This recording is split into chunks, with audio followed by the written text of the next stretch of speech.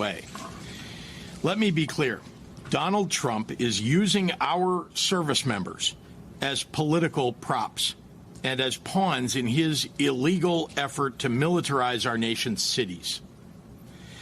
I want to thank Attorney General Kwame Raoul and his staff, along with my General Counsel Ann Spillane and our excellent Governor's Office legal team, for working tirelessly for weeks now to prepare federal lawsuits in anticipation of this unconstitutional invasion of Illinois by the federal government. For weeks now, Donald Trump, Kristi Noem, and Gregory Bovino have brought their militarized CBP and ICE agents to the streets of Chicago to cause violence and chaos in this city. They need to stop inciting our city's residents. Since the beginning of this invasion, families have been snatched up off the streets or removed from their homes, zip-tied and detained for hours, including especially U.S. citizens and legal residents of our state. And in the words of CBP Chief Patrol Agent Greg Bovino, they're being chosen by how they look. Peaceful protesters have been hit with tear gas and shot with rubber bullets.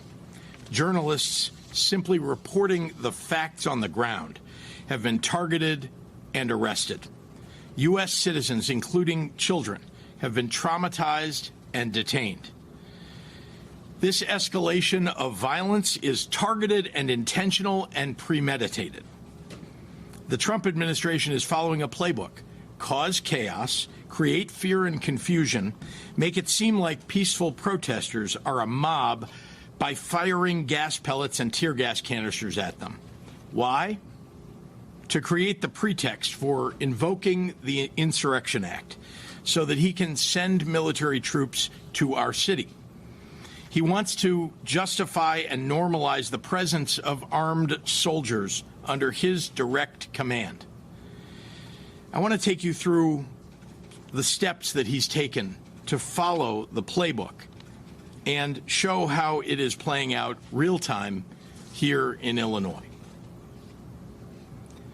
When I first heard reports of Trump's plan to send armed military troops into our streets, more than 100 elected officials, business leaders, clergy, law enforcement, educators, and community organizations gathered on August 25th to send an unequivocal message to Donald Trump. We don't want troops on the streets of Chicago. There was never an insurrection or an invasion on the ground that justified the deployment of the military to our American city. We stood out there on a beautiful day at River Point Park to make that point.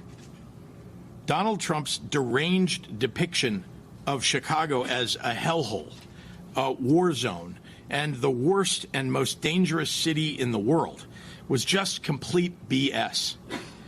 He clearly has decided to declare war on a great American city that has the lowest homicide rate in 60 years, in a state that has record employment and near record tourism. And he's done it for some unspoken reason.